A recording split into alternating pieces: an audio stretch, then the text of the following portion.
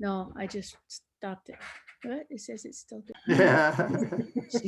And who are you, Linda? I live on River Road, and Vicente and I have already you discovered that we're froze. neighbors. So we're excited about that. My husband is talking on another machine to another group that he happens to have to chair on these particular days of the month. So if you hear other chatter, we're both attending to business. We're just in Right. different rooms.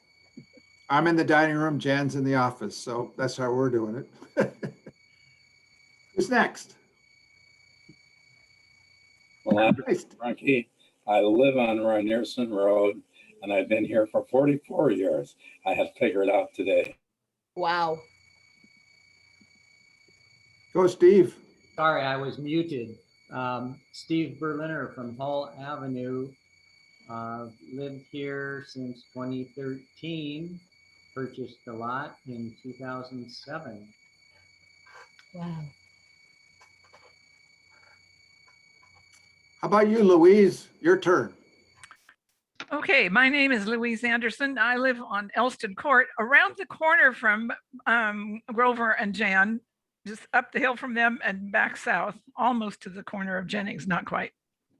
Cool. Elston Court and Blanton. Thanks. Virginia.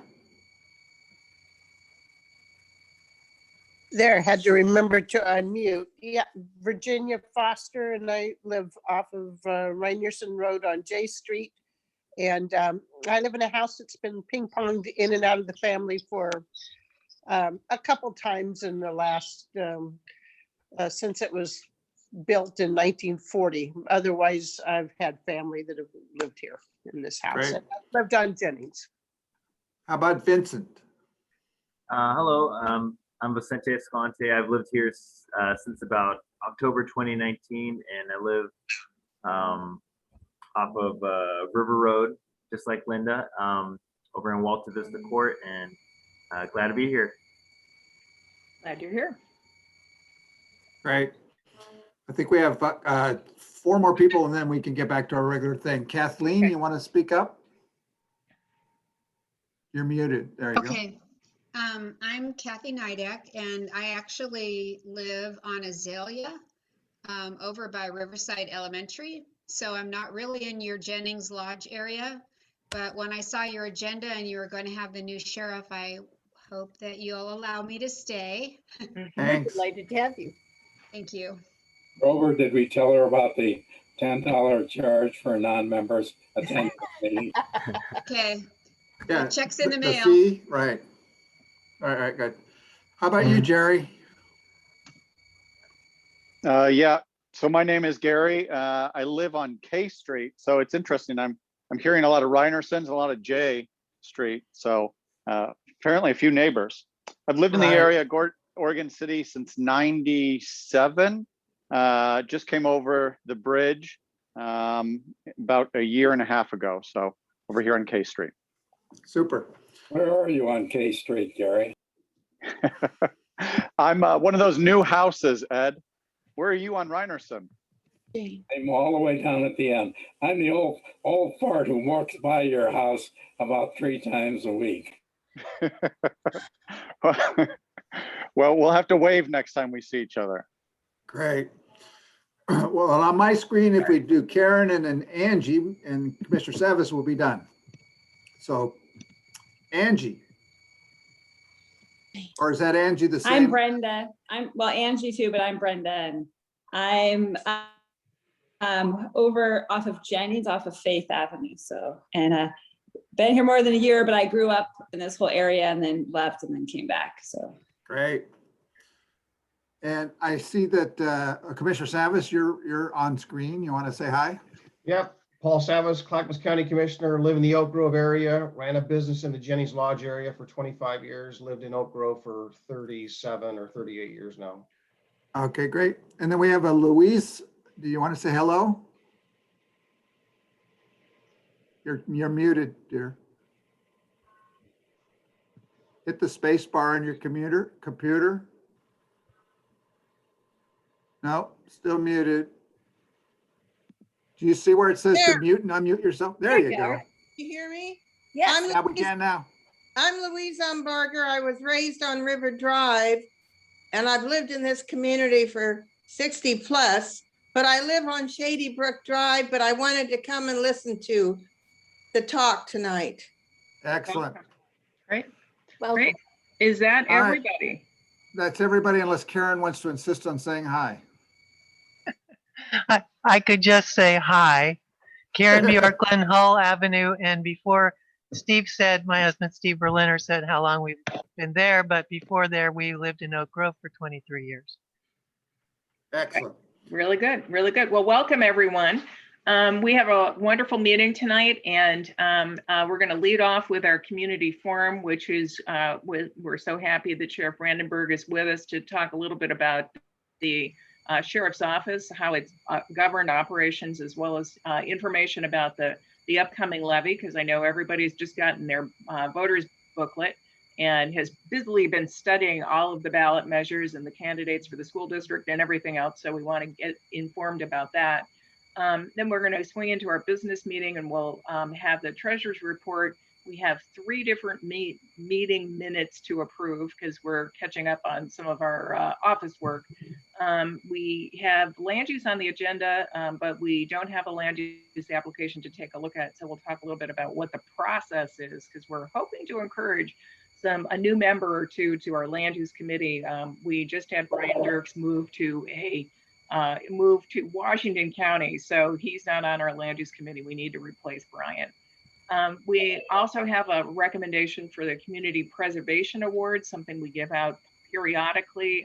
May is National Historic Preservation Month, so it's very timely. We have a proposal for a diversity, equity, and inclusion statement for the CPO to talk about. We are also going to get an update on what's happening with MAP-IT, and update what's happening with the Outreach and Engagement Task Force, and then a review and preview on tree protection items. Then we have an open section at the end of the meeting for announcements and updates. And I know we're going to have an update on NCPRD, the Parks District, as well as Villages River East. And there's an interest in discussing something that involves the candidates for the Oregon City School District. So with that, I will switch gears and welcome Sheriff Brandenburg to our CPO Community Forum. We are recording this meeting tonight, and thanks to Jan, we'll make sure it actually gets recorded because we're not depending on me to turn off the button accidentally. And we will make this recording available to people who are not able to attend tonight via our JOTS e-newsletter. So people will all be able to benefit from the information. Before we start with some questions for Sheriff Brandenburg, just wanted to note that Sheriff Brandenburg follows in a line of sheriffs over the years. The first one was in 1845, and it was William Livingston Holmes. Many people are familiar with the Rose Farm in Oregon City. That was his home, fourth oldest house standing from the territorial days. And coincidentally, I lived there in the 1970s before it got restored. And it was there that I met my husband of 36 years. Wow. So I have a fond place in my heart for William Holmes and the Holmes house. Last time we met in February, we had invited through Officer McClurg an update on the Enhanced Law Enforcement District, which is the special district that covers the unincorporated areas of Clackamas County, the Oak Grove, Jennings Lodge areas, and then a splattering of other sections outside of the cities of Oregon City and parts west. But we found out after that meeting that the sheriff's levy was going to be on the ballot in May. So that's why we asked Sheriff Brandenburg to come back for this meeting to talk more specifically about this. We have collected questions from a whole host of people and had provided these questions to Sheriff Brandenburg so that she would be prepared to know what we were interested in. And our goal is to have time at the end of our 25-minute section to have people ask questions from the audience. If we don't get to your question, please put it in the chat And Sheriff Brandenburg has kindly agreed to answer questions that we don't get to in writing, and we will include those also in the JOTS newsletter. We might have, I don't see him here yet, but Tom Andrusko, who is fairly new to the Jennings Lodge area, has recently joined the Citizens Advisory Board as the Jennings Lodge representative. And if he is able to join the meeting, I do want to introduce him, because it's great to have somebody from Jennings Lodge on the Citizens Advisory Board, so we have direct contact with the Sheriff's Office. Now to begin the questioning, we found out that many people were surprised to learn that the Sheriff's Office, not the Sheriff's Department, as we used to call it, was apparently part of the county government structure. However, it appears since 2006, it has been a standalone entity in terms of funding and in terms of governance. So if you look at the organizational chart, that's the way it looks. We've also learned that the county's Community Corrections Department, which deals with issues such as the transitional center, as in transitional services for those exiting jail. It also deals with substance abuse programs, et cetera, and is headed by Malcolm McDonald, who appears to be under the direct supervision and budget of the county. Captain McDonald is also listed in the leadership team, as i.e. the staff of the Sheriff's Office, so it caused people some confusion. We also noticed in the county budget, there's a line item for the Enhanced Law Enforcement District and the Sheriff's Office, so you can see why people were confused about this. So Sheriff Brandenburg, help us understand the relationship between the Sheriff's Office and the county in terms of funding and management or oversight. So I have a brief PowerPoint that, do you mind if I share that and kind of go through that? I think as That'd be great. Yeah, as I work through it, I think that it's going to answer a lot of your questions. Okay. And then of course, what I don't answer, we don't have time for, I'd be more than happy to answer for you. So let me see if I can screen share.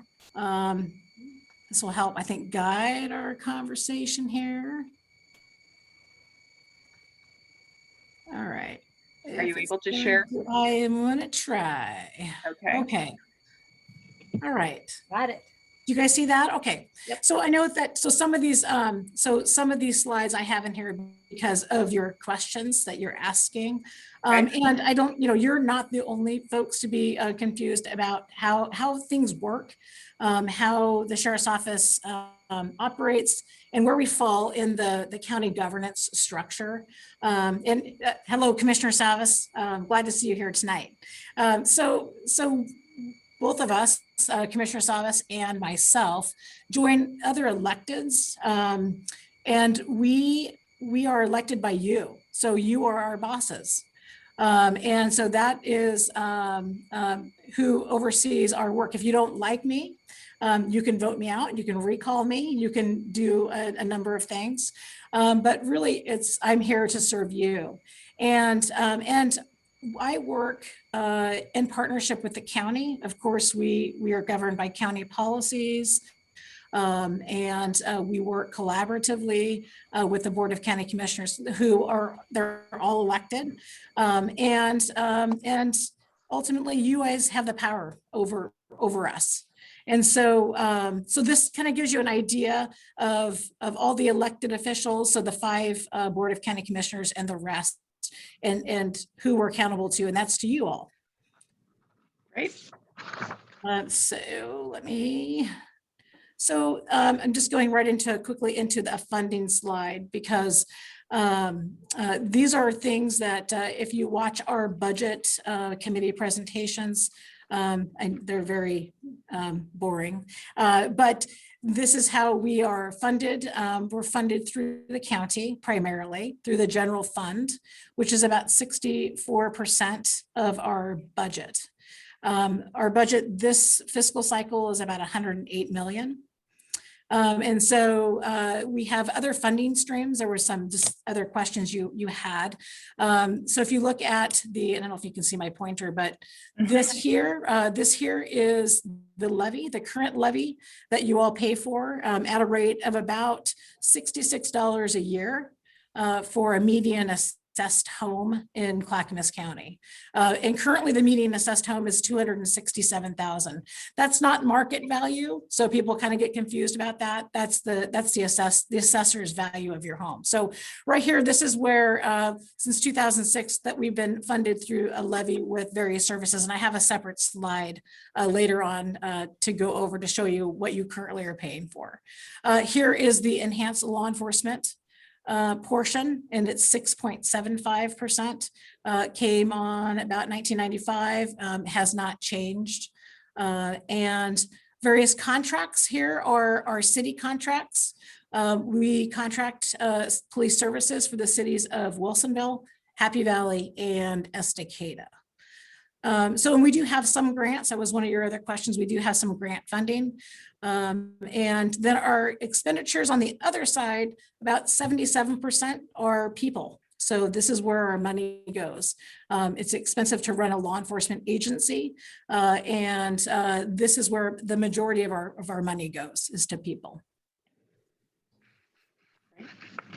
So I'm going to go through real quick to share with you about the Sheriff's Office.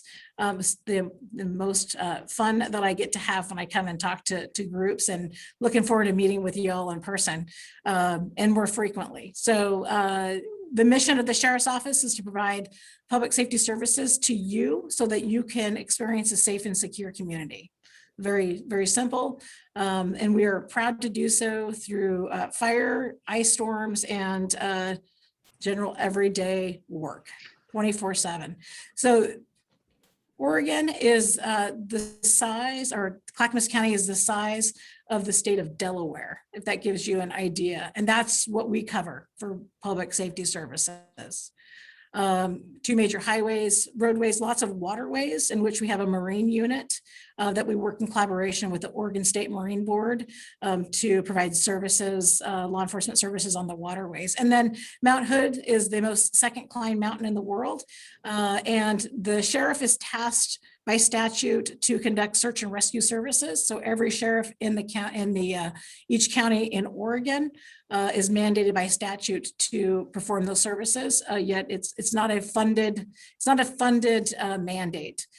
So we included in that general fund contribution is we fund search and rescue, and also work in partnership with our nonprofit partners, who are an extremely important part of providing life-saving search and rescue services. So Portland Mountain Rescue, Pacific Northwest Search and Rescue, Mountain Wave, I'm sure I'm forgetting another one. But 98% of the folks that we rescue who get in trouble that come here to recreate, 98% of those folks are from out of state. So it's an interesting fact. So folks who are getting lost are people who are not from here. The Sheriff's Office, we employ 456 full-time employees. 343 of those are sworn personnel. So those are, deputy sheriffs, and 113 civilian support personnel. So you mentioned community corrections. Community corrections is state funded, county funded services. They do, and they have for the last 10 years, have been brought under the umbrella of the Sheriff's Office. So Malcolm McDonald is a captain with the Sheriff's Office, and he runs community corrections. And what the benefit of that is that we can coordinate services, public safety services, to include, reintroducing folks back into society when they come out of prison. And we have a variety of other services that we provide, patrol, jail, investigations, and I'm going to go through a couple of these slides. We have our behavioral health unit, which we have 2 folks that are behavioral health specialists, mental health specialists, that we work in partnership with Health, Housing, and Human Services, who are embedded with the Sheriff's Office, to help us respond to folks who are in mental health crisis. We've been doing that for quite some time. It's a very successful program. And then, like I said, we contract with Wilsonville, Happy Valley, and Estacada. And I'll zip through here real quick. So we've used 2019 stats because 2020 COVID stats are a little bit off, but we respond to generally about 82,000 calls for service. And we have quite a few search and rescue call outs, And we also have a specialized call outs of our special weapons and tactics teams or in our crisis negotiation teams. So our patrol division, these are our top 6 crimes that have remained fairly consistent over the past several years. And I don't expect that many of these will change very much. You know, ballot measure 110, which decriminalizes and is allowing us to cite for drug crimes as violations, that we may see that fall off here for drug charges. But the rest, I believe, will probably stay fairly consistent. And part of that being is that drugs, while they're decriminalized to violations, that there's still a black market for the drugs. And so folks still want to get their money so that they can buy their drugs. And we know that the drivers of theft and burglary and whatnot are driven by drug crime. So it'll be interesting to see what those stats hold out to be as ballot measure 110. We realize the effects of ballot measure 110. I'm wrong.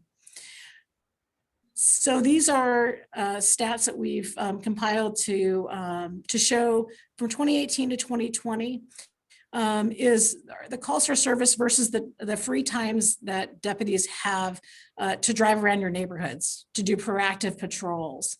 And so we know that 28%, 29% of the time, they're free to do that. And the rest is generated by dispatch, by calls for service, by investigating calls. And so the driver behind this is that we know that the more free time that the deputies have, the more times that they can, engage in our communities. They can prevent crime from happening in the first place. So it's an interesting slide for folks to take a look at. This will just give you an idea of what it costs to train and equip a patrol deputy. It is expensive to do so. It takes a long time to get a new hire deputy out on patrol. It takes about 18 months from when we hire them to when they complete the academy and go through our very rigorous training process. They have to get past our background and our psychiatric evaluation first, and also our interviews. So we're very picky about who comes in. We want the right people to do this job and to be here for the right reason. And we have a very, very tough background. About 2 out of 10 folks make it through our background process to become a deputy. And we're not dropping that standard, I can tell you, because if you do, then that's where you have issues. So, but it's we invest a lot of money in our deputies. So our investigations division, we have detectives that specialize in homicide, violent crime, child abuse, domestic violence, financial and property crimes. And then our forensic investigators, which you probably kind of know them as crime scene investigators. These folks kind of are the brains behind processing evidence and making sure that we have cases when they go to court have an integrity in the investigations. And taking a look at some of our statistics for our investigations division, again, this is 2019. So to give you an idea of their caseload, they investigated 130 new violent crimes against persons, 53 property crimes, financial crimes, 263 crimes against children. And then it's of note that we have a property and evidence facility that curates over 75,000 items. They process about 2,000 items a month. Some of these items we will never, ever get rid of. They will never, ever be purged because they're related to serious crimes like homicide, that kind of thing. And we have a interagency drug task force. This is primarily Levy funded since 2006 when the Levy first started. And they go after drug trafficking organizations, very high level. They're interested in dismantling organizations that bring drugs and drug crime into our neighborhoods. And they're a very successful team. We have great partnerships with our federal and other local law enforcement agencies. And you've heard probably of fentanyl in the news here lately. Since in the beginning of this year, I think we've had 9 overdose deaths related to fentanyl. And that is, and I've heard other counties call this an epidemic. Folks are making their own fentanyl pills, and they're selling that to other folks who are using them, and the results are pretty disastrous. Because they're not made in a in a facility where you know what the dose is. They're either lacing it with other drugs, or they're creating their own pills, which is very dangerous. Very dangerous to anyone who actually touches it, whether it be a child, a pet, a law enforcement officer who's processing that scene. So very, very dangerous stuff that you're going to hear probably more about, because it is an epidemic at this point. A Safe Place Family Justice Center. I don't know if any of you have heard of A Safe Place Family Justice Center. I was the director there for 5 years before I became the undersheriff. It was a fantastic job. It is one of 130 family justice centers across the United States, the first in Oregon. Clackamas County is a leader in bringing that here. And it's a public-private partnership. It's not just the county, helping victims who are impacted by family violence or sexual assault or child abuse. It's a place where folks can go, and services are wrapped around them when they come in. So we're not sending somebody to the courthouse to get a protection order, to the state agency to get help staying in their home with money, or getting legal services, or getting counseling. So we do everything there up at A Safe Place. It's in Oregon City. There is a website. It's a fantastic place. Like I said, it's actually led by the sheriff's office. However, that is not, when someone comes in there, they will not see a law enforcement officer unless they choose to report, or they would like to report. One of the great things about A Safe Place is that there is the ability to file for a protection order, whether it's a domestic violence issue or an elder abuse issue. You can file a protection order from there and appear there remotely with the courthouse, with a judge. So it's a fantastic place to be able to do that. And if you're interested in hearing more about A Safe Place, I can have someone come in and talk about A Safe Place with you all at another time. It's a great, fantastic services. So coming to our jail. So our jail is built in 1958. It's a very old jail. We do the best with what we've got. And we're making it work. 465 jail bed capacity. We received full healthcare accreditation, which we're one of a handful of jails in the state to do so. We're one of a few across the United States that have medicated assisted treatment to help folks who come in and to mitigate opioid withdrawals, and getting folks hopefully on the path to healing when they come through. And then working with community partners on the outside to continue that treatment as folks get back into society. So what's interesting about our jail is we book about a little over 14,000 folks. And last year, about a third of our jail population were on some sort of mental health medication. So, and only about 10%, 11% of those folks, when they come through the front door, self-identify that they are on current mental health medication or have a mental health diagnosis or condition. And so we know about 26%, 26% to a third of those folks are having issues, and we identify issues while they're in jail. We have our medical staff and our mental health staff there 24/7. And so we our goal is to not see folks come back through our doors. And so if we can help identify, help get folks treatment as they leave, or get treatment plans as they head out back into society, and our goal is to not see folks come back. Of interesting note is that pre-COVID, folks that were in our jail, we were graduating more GED graduates than Clackamas Community College. So unfortunately with COVID, we had to interrupt that.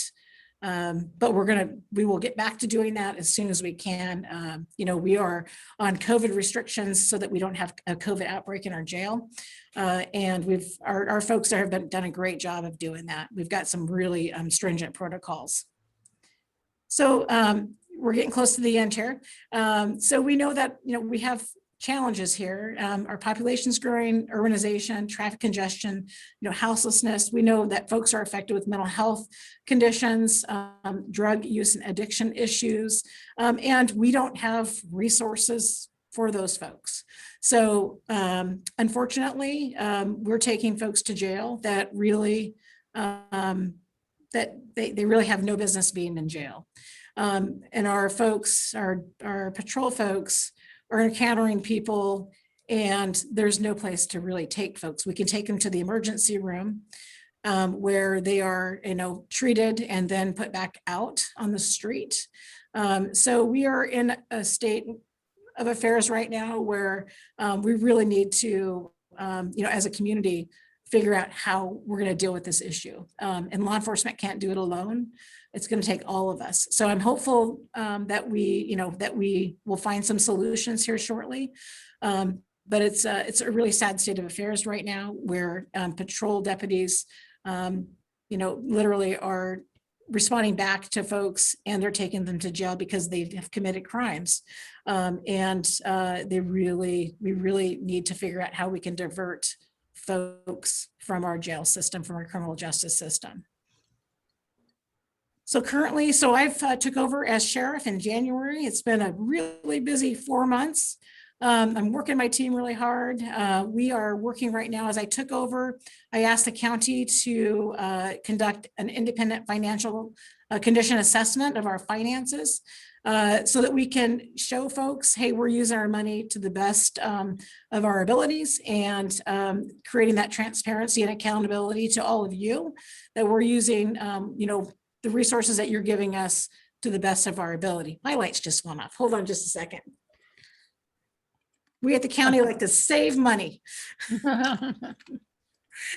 So that will be out here shortly. Really looking forward to that. We're also conducting a comprehensive staffing study that will look at all of our resources for the jail, for patrol, for our operations, to take a look at, are we using all of our resources efficiently, effectively, and to the best of our ability. So I'm very, very much looking forward to that as well. And everything is on the table so that we can figure out how we can best serve you all and use the resources that we have.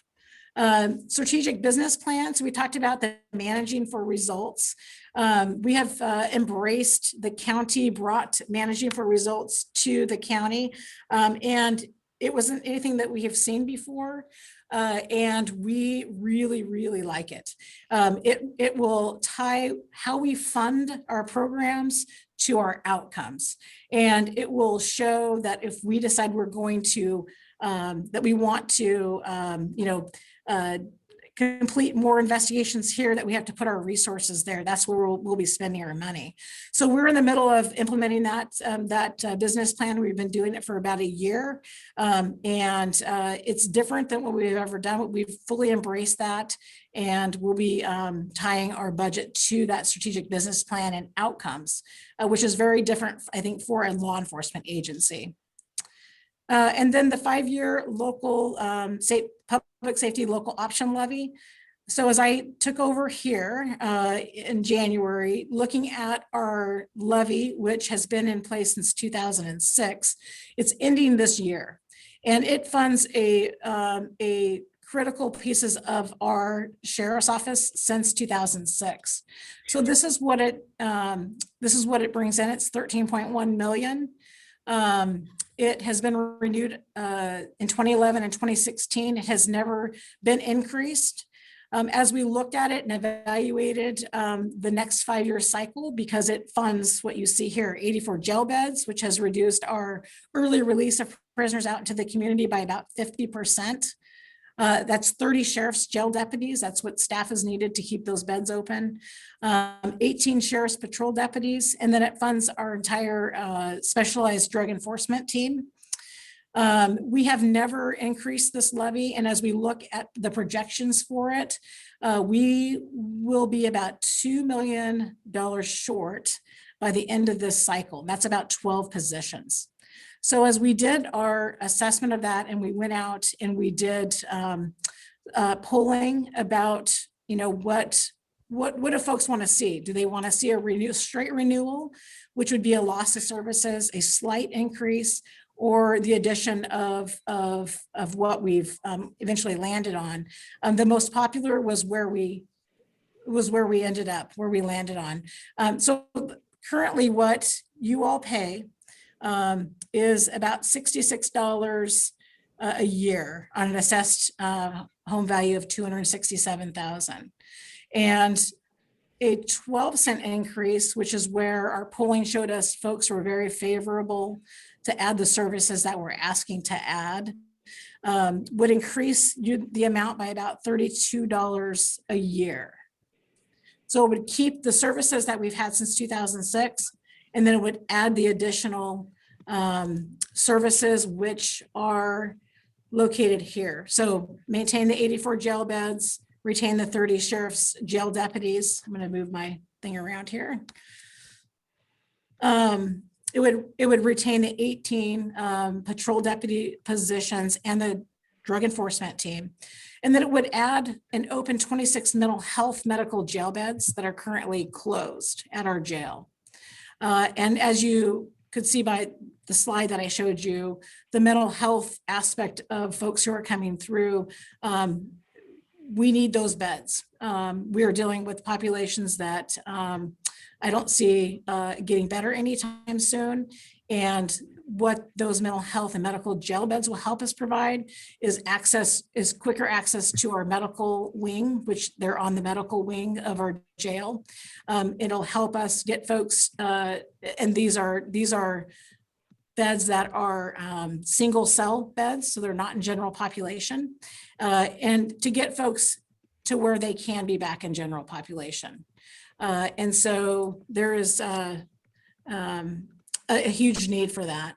So then it would also add 16 sheriff's patrol deputies, which we need to respond to calls for service. It would also add 5 detectives, and these detectives would investigate felony crimes against persons. So they're very serious crimes, elder abuse, elder neglect, child abuse, child neglect, human trafficking. And then also as part of my mission when I took over as sheriff is that I want to implement a body worn camera program for transparency, accountability, and I think officer safety as well. And then the last 2 internal affairs investigators, we currently employ union represented members who are detectives that do all of our internal complaints, a very necessary and very a place where we need to have good investigators doing that. Unfortunately, I believe it places our represented employees in a very awkward position where they're investigating members of their own union. And so for me, I want to take those 2 detectives, return them back to the detective ranks where they're investigating these terrible crimes and bringing justice for victims, and putting in internal and fair investigators who are not union, not represented members that report directly to me. So it's a 5-year levy. So it would go into effect as the other levy expires. And so it'll go from 2022 to 2027. It doesn't renew without voter approval, just like years past. And the money is used for just what I described. here. So I know I threw a lot of information out at you, and I think I answered some of the, most of the questions that you gave us. And so I'm just, thanks for the time for letting me show that to you. I think it's helpful. I'd be more than happy to take questions. Let me stop the sharing of the screen. All Yes, right. I'm afraid we're actually out of time. Out of time. Yeah, So and we'll but have that to was you come back for more questions. yeah, I think that's a great suggestion, Grover. I would actually encourage everyone to, if they have questions, either put it in the chat right now or send an email to jenningslodgecpo@gmail.com. And we will directly share them with you, Sheriff Brandenburg, as well as the questions that we didn't get to tonight. And then we'll also be sharing the video, as I said, with people through our JOTS e-newsletter. So I can't thank you enough for taking the time with us. This is really good information. I think all of us feel like we're much better informed now. And again, thank you very much for your time. And we'll be forwarding some questions your way. So we'll look forward to the answers for those as well. Well, thanks for your time. Thank you for letting me share, and I'm looking forward to answering your questions. Very good, very good. And if you want to stay for the rest of the meeting, you're welcome to do it. But if you would just as soon not, we certainly understand. It would be lovely, but don't feel obligated to do that. Okay. Well, I have to get to 6th grade math, so my son is a little help. Much more important, much more, very important stuff. Very important stuff. This staying here would be so much better. But thank you so much for your time, and I look forward to future meetings with you. Sorry about the information all at once. We have a lot of catching up to do, and I'm looking forward to coming back and spending some more time with all of you. So fantastic. Can you send us that presentation? I can try. Okay. Good. If you'll send it to Jane, she can get it to the rest of us. That'd be great. All right. Thank you. Thanks so much. Bye-bye. Guys. All right. Have a good night. Bye. Okay, thank you. Okay, now we're going to shift gears, and we have, first of all, to switch gears to our business meeting, the next thing is the treasurer's report. We have a whopping 4 cents more than the last time I reported, and we now have $2,655.69, racking up those big bucks. That's it. Terrific, terrific. The next thing on the agenda is we sent out in JOTS 3 different minutes from 3 different meetings. We're catching up here. You received the December 1st minutes, the special meeting, the December 14th minutes, and the February 23rd minutes. And I would look forward to receiving a motion to approve those individually or as a collection. Karen, I think that's okay for us to do that. Grover, I see your hand up. I move to approve the 2 meetings I attended. The minutes are fine by me. December 1st and February 23rd, I did not attend the special meeting. So I move for those 2 to be approved. Okay, do we have a second? Linda. Thank you, Linda. Linda, so we have a motion to approve the December 1st and February 23rd minutes. Let's see, Jan, we have a poll for those individually. Correct me if I'm wrong. They are. Okay, so let's first do the, actually, why don't we ask, is there anybody can make a motion to approve the December 14th? Then we can just go bang, bang, bang. Does anybody want to make a motion to approve the December? Got a hand with Linda. Linda, go ahead. Linda, you're raising your hand. So moved. Need a second? Need a second? I know that was Jerry is raising his hand. So Jerry's seconding the motion. Jan, do you want to launch the polls? Yes, ma'am. First one is December 1st.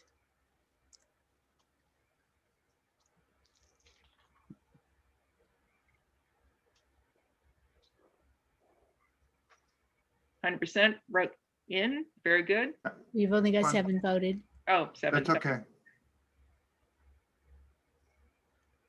Does anybody else want to vote? Karen, how many voting members do we have tonight? 16, I believe. 16. Oh, thank you. Could you Linda. launch that poll again? I'm having difficulty seeing where or how to vote. Well, if I launch it again, it will clear the existing results. Oh, never mind. So we will just count you as a yes. So that would make 8. Anybody else wanting to be voting? Vincent? Okay, Vincent. I think okay. you are not yet qualified to vote. I think you're on the first attendance. Yeah, thank you though. Yeah, the rules are, Vincente, is that you have to attend 3 meetings in a 12-month period. Okay. So. Okay, you want to launch the second one? I'll vote. Okay, there's 9.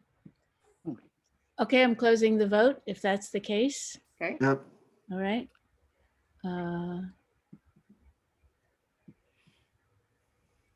There's the second one, December 4th. 14. 4th. 14th, sorry. I can't vote on that one.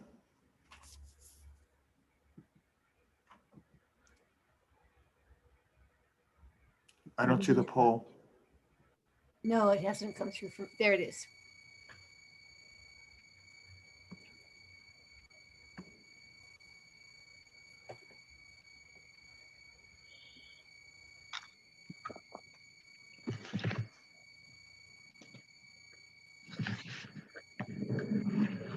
That's 6 votes, 1 abstaining.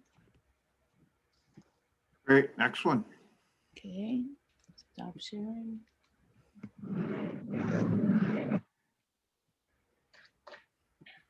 Okay, just a second. And we noticed that Angie and Brenda Kohler are voting. Both of them are yeses. Okay. Jan, I don't know if you saw that in the chat.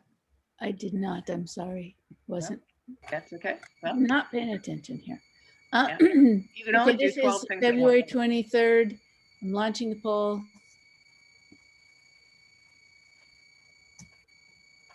Angie and Brenda, was that for all 3 of the meetings? Are you voting yes? Yes. What's happening? So we have 3 voting 100%, 3 voting on February 23rd. Anybody else to vote?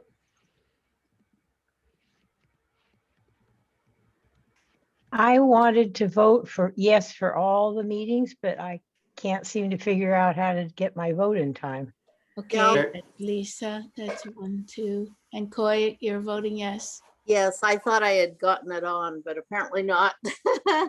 Okay, that's 2. And Steve Berliner's voting. Here it 3. timed out before I could do it. Huh, Mine that's too. interesting. Yeah, that was the problem. Okay, so they all passed, right? Yes. Yes, Moving on, thank you. please. We are behind schedule, folks. Okay, going, stop sharing. Thank you. Okay. Lisa, hello.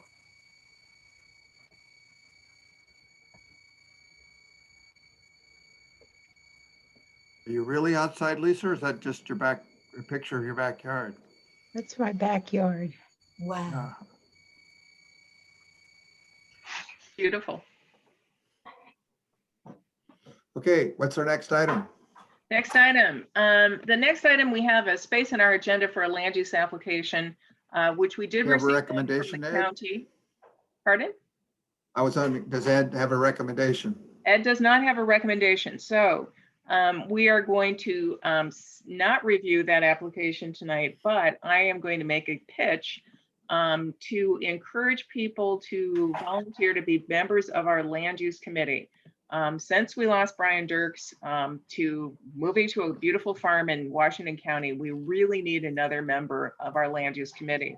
And while people are voting, let me just tell you what this means. And I wish I had a screen share to show you, but we get packets like this from Clackamas County. That is the application that the person who generally owns the property wants to do. This one happens to be for a land use partition. And in the application, the staff person lists the various sections of the land use code that are applicable. And what the land use committee does in general is look at the sections of the land use code that is identified by the staff person and makes a determination as to whether or not the application meets those codes. We have in the past also made recommendations outside of the land use code of what we wish. Generally speaking, those are not embraced by the county, but it does give us some ammo for when we want to make recommendations for the annual work plan that the land use folks ask for our recommendations at the end of each year as they're planning for the next. And does that did I sort of catch the high points of what is involved in being in the land use committee? I think you've covered it adequately, Jane. Thank you. Okay. Nobody has to like jump and raise their hand right now to become a member of the land use committee, but I hope everybody will think about it. We don't want Ed to have to do all this by himself. And we are probably getting an application maybe every other month. So this is not an onerous type of position. It would really help our community if someone would like to join the land use committee. And I'm sure that Ed, who has been doing this for a long time, would welcome the opportunity to help break you in, help make it easy for you to join the land use committee. So if you're interested, give me a yell, give Ed a call. If you I would be very happy to work with Ed on the land use committee. Lisa, that is wonderful. Thank you. A big round of applause for Lisa. Thank you so much. That is a decision you will regret. Oh no, don't say that. Don't say that. Not out loud anyway. Is it time for us to close the polls? They are closed. They are closed. Okay, very good. Thank you, Lisa. The next thing on the agenda, I think we're going to move to the end of the evening. Is that right, Grover and Karen? No, Dusty. The elections, Karen? Yes, end of the meeting. End of the meeting. Okay. The next one, Louise Anderson has been working on a nomination for our Community Preservation Award. You may remember that the Community Preservation Award has been given by the Jennings Lodge CPO in the past to property owners who have taken some kind of action to preserve our community's history. And Louise, I have prepared a little bit of a PowerPoint, but do you want to talk about how you became involved in this particular property? Okay, Jane, thank you. I was walking around the block one day and I saw this sign about a historical sign about the history of this particular house. And so then I reported to Jane, and I think maybe to Karen also, that there's a sign outside this house on Blanton. The address is 18018 Southeast Blanton. It's about 2/3 of the way between Jennings and Boardman, 2/3 of the way up the street, just before it starts going downhill towards Boardman. And then I found out from the neighbor across the street that the current owner is Doug Baker. He lives there by himself. He's a single fellow, lost his wife about 4 years ago. He moved there in August 2019, I think. Yeah, he said he'll in August this coming year, it'll be 2 years that he's lived in that house. And he's done quite a bit to maintain it and improve it. This house was part of the donation land claim that was held by Addie C. Jennings and is part of the Jennings family. Two particular things that are interesting to me is that it's called a vernacular house. That is the style of the building, vernacular. Now, I had never heard of vernacular as a term applied to architecture. I thought of vernacular as applied to languages. But anyway, never mind. It's interesting to learn a new use of a word. And then the other thing that's particularly interesting, there was a case in the Supreme Court of Oregon about who owns this property. Starting in 1893, there was a Supreme Court legal battle between Addie and her brother. And Jane in her note says here, coincidentally, that was the year before 1892 was the year the interurban railroad service began. And it's just up the hill, very close to where the railroad service was. This suit was to establish the plaintiff's right as heir of Berryman Jennings, deceased, in certain real estate held by the defendant, Addie C. Jennings. And her brother, Edward, says he avers that the defendant, Addie C. Jennings, secretly took possession of the deed soon after its execution, and without knowledge and consent of her father, fraudulently and with intent to defraud her father and brothers and sisters, filled in her own name as the grantee on the property and had the deed recorded then. This is 10 years. It went to somebody named Ainsworth, and then he returned it to the Berryman family in 1880. And so that's why the case of this particular property went to the Supreme Court. It's dated July 31st, 1893. And so tonight I would like to move that this house be recognized virtually to receive the Jennings Lodge Community Presentation Award. That's my motion. And do we have a second on the motion? Lisa? You have one on from Linda as well. Oh, yeah. And Steve too. And from Steve too. Okay. I seconded it. Never mind. Okay. I'm muted. We have a again. motion and a second to recognize the house known as the Addie Jenkins house. Jennings. Jennings house. God, I did it again. Jane, Yes. I yes. think there's an additional last name in the research that Lisa did. Addie Right. Jennings Hodgkin Borchert. Borchert. So we can get all those names in there. We can do that. But I refer to it as the locally known, but that's the more correct name. You're right, Karen. So we have a motion to recognize it virtually in May for the Community Preservation Award. We have at least 1 second. Should we call for the vote, Jan? For the vote, you want a poll? Sure.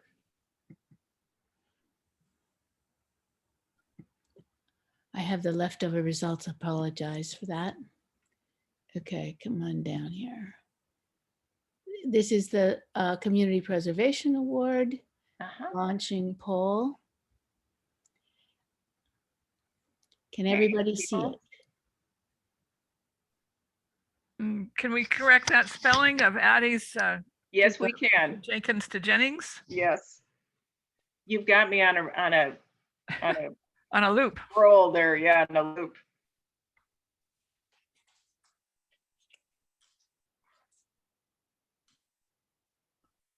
And when we make Don't feel badly, Jane. I had trouble with Borchert and Truscott today. Okay.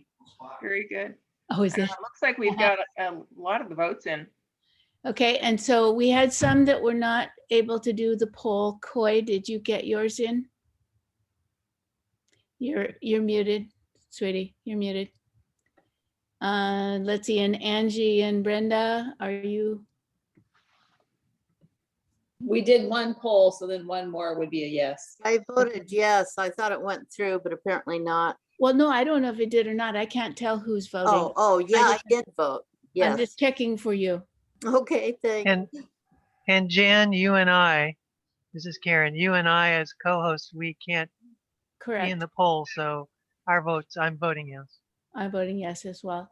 So that would make 14. Okay, it sounds like it passed. One abstain. Very good. Shall I read the final sentence of this statement about the court case? I see Kay Weaver asked what was the outcome.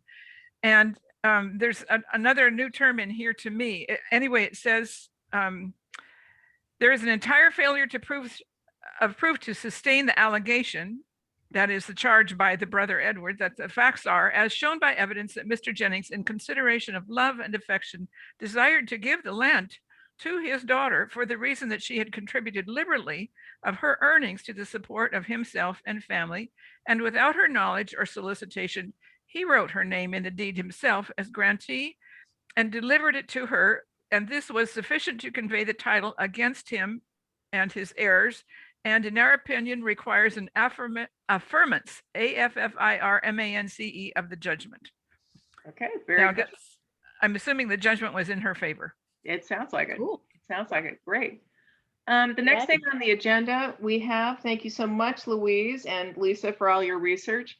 Ed has brought before us, and it was written into the agenda, a draft diversity, equity, and inclusion statement for the Jennings Lodge CPO, often referred to as a DEI statement in the vernacular now, to use it in terms of language, Louise. And Ed, do you want to make any kind of comments or read this statement and see if we have any anyone who would like to make any comments about that, or entertain an award to a motion to approve it, or to take it back and do some more work on it? Ed, would you like to talk about this? Yes, if you'll let me. Oh, yeah, okay. Let me read it. We welcome everyone, regardless of race, color, ethnicity, religion, sexual orientation, or income level. We strive for equity in housing, transportation, recreation, and commerce. And we are working to build a community with a positive identity and sense of place for all of the residents of Jennings Lodge. I would like to move for the adoption of this, and then if there's a second, that would be the time for discussion and comments. Okay. Is there anybody who would like to second Ed's motion? I will second it. Okay, we have That time was for Lisa. discussion. Thank you, Lisa. Jane, pretend my hand is up. I'm pretending your hand is up. Okay, because I don't have a hand to raise as a co-host. Okay. Look, we have a statement in our bylaws that's pretty similar. Its membership will not be limited by, and a list of things. So there's 4 things in our bylaws that are not in this statement, so we should include them. And they are, because we want this statement to be as inclusive as our bylaws at a minimum. So the things that are in our bylaws that are not currently in this list are sex/gender, age, heritage, and national origin. I have absolutely no objection to those being added to the statement. Does Lisa, as person who seconded, have any objections to adding that? No, thank you. Okay. Are there any other comments about the statement? Jan, do you see any hands up? I do not, but I do have a comment. I think it's terrific. Okay. And the question in the chat from Jerry was sexual orientation included? And I think it is, by virtue of the language that Karen read from our bylaws. It actually is already in there, Jane. It does It's say in sexual the orientation. agenda version. The agenda. And what Yes, Ed in the agenda read. version. In the agenda version. Okay. Great. Is there any other discussion, or should we call for the vote? Call for the vote. Go for the vote. Okay. Jan, can you launch the poll? Yes, ma'am. Thank you. Stop sharing. Come on. Here we go. A new poll.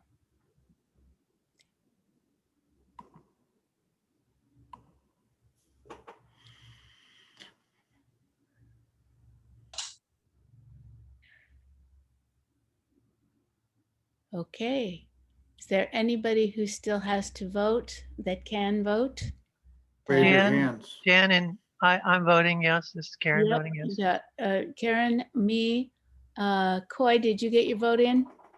Okay. Angie, is there, could you Yes, both there's vote 2 from yes? Angie and Brenda. Okay, so one is already counted and the other Yes. one's not, right? Correct. So that makes 3 additional ones. Excellent. And that would make 3 plus 12 is 15. Okay, very good. Very good. Thank you so much. The next one is the Map It update. Karen, this is you. Yes, it is. I had that on the agenda. As you know, the Jennings Lodge CPO is one of 3 partners in the McLaughlin Area Plan Implementation Team, or MAP IT for short. The others are the Oak Grove Community Council and the McLaughlin Area Business Alliance, which is also known as MABA.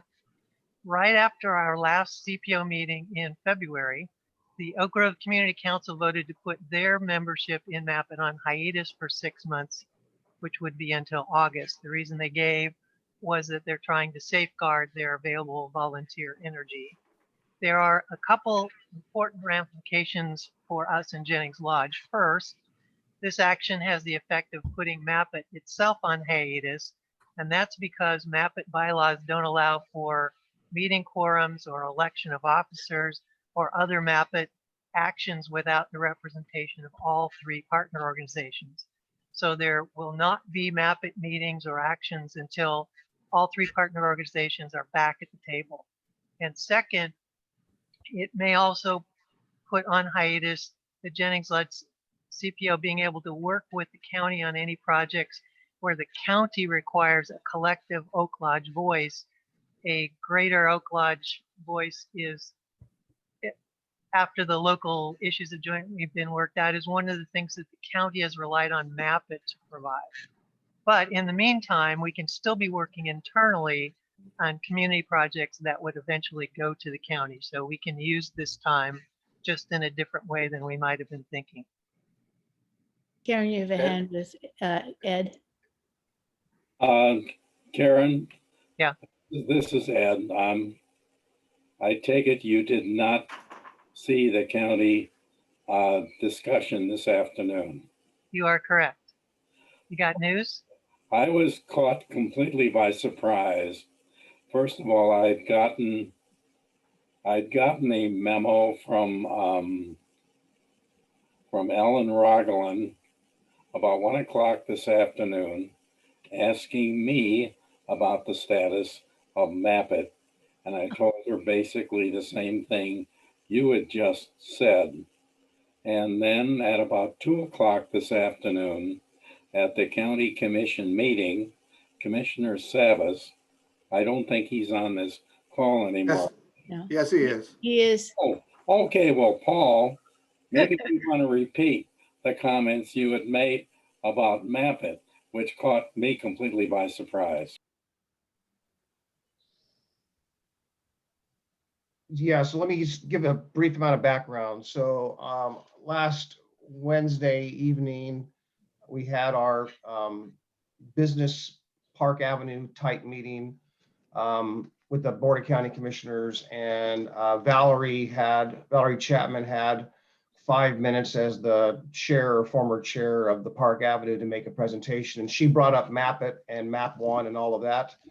And Commissioner Fisher brought up MAPIT on Thursday at the business meeting. And so there was some confusion around MAPIT. I mean, some people thought it was still engaged. And the long and the short of it is that the outcome out of the Wednesday meeting is there's a difference of opinion or different viewpoints.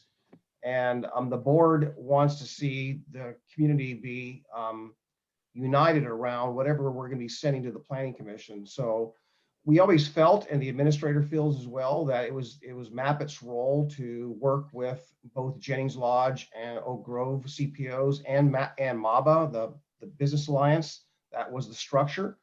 And therefore, there's obviously a conflict. So the administrator and myself discussed this because the administrator did watch the meeting on Wednesday night, and staff watched it. So other staff had watched it as well. So we're concerned. So the direction today was to, and we're going to have greater discussion in detail about it, possibly send some written correspondence. But the message basically was today that we're probably going to want to get the Park Avenue business community or MAPIT to opine and bring back a consensus position for the Park Avenue thing. So we will be tasking MAPIT with some work. And I think the administrator described it as being disbanded. That was not correct. It is hiatus, provided again that Oak Grove, reinstate their participation in MAPIT in the coming months, hopefully sooner. And Paul, do I understand that you're talking to the Oak Grove Community Council tomorrow night, and therefore there might be an opportunity for you to discuss this with them? if they want to bring it up, and yeah, I'm not, I have 15 minutes carved out to talk about coordination with projects. And because we have another issue going on right now with, you know, what MAPIT did for us, what MAPIT did for us, I felt and strongly felt, and I appreciate, by the way, everyone who participated in MAPIT, but I felt it was a great forum for the community to come together on what they would recommend for submission for projects, whether to be the county or ODOT or to whatever, and to get greater coordination. So the last two Oak Grove Community Council meetings I attended, the discussion came up about sidewalks and positive discussion about sidewalks. So I wanted to give them some more detail about the successes of working together and the need to work together, and remind everyone the role of MAPIT. So we've got we have a little bit of, we're kind of discombobulated right now because we got some money perhaps from the federal earmarks coming from Washington, D.C. on this infrastructure package. We have some other opportunities, and right now we need coordination. We need a voice, and we can't have one CPO going one direction, another CPO going another, and the business community may or may not be involved in much of that, but MAPIT served an important role. And when it came to a vote at the Oak Grove Community Council, it was almost unanimous to disengage from that and go on hiatus, with the exception of my vote. I voted against it and I spoke to it, and I was clearly outvoted, and here we are today. Oh, you know, the action of the community council came as a complete surprise to Karen and to me as well. And I didn't know what to do, so I decided simply to do nothing and to wait. And the discussion this afternoon came as a complete surprise to me. I agree with you. I think MAPIT can play a very important role, but we have to have the community council as part of it. Otherwise, we really cannot say we represent a larger part of the community.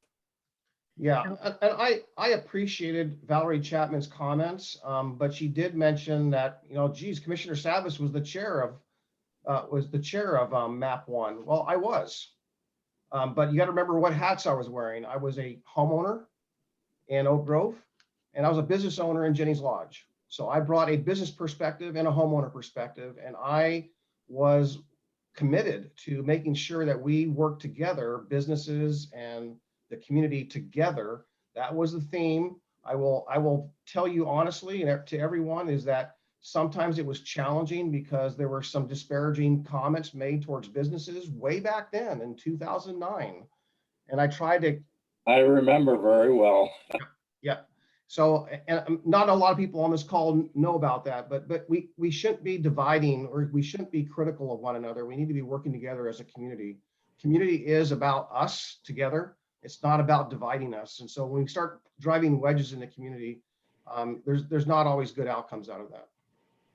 And let me just add, for those of you who are wondering why Ed and I would be people that would be connected to MAPIT, I was actually the outgoing chair of MAPIT this year, and Ed was on the nominees to be elected to the Service the Future MAPIT chair, and he actually was the original MAPIT chair, so it was coming full circle.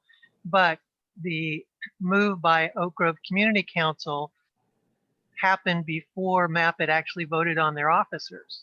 So the officers that were there, their terms are expired. There was a completely new slate that has not yet been elected by MAPIT, but was ready to go. And so, and Ed's on that. So that's why people are talking to Ed and to me. That's how it all works together. Thank you for explaining that, Karen. That's very good. Is there other information we need to share with people about MAPIT at this time? Grover has his hand up. Just a quick point to clarify for those who don't understand all the acronyms.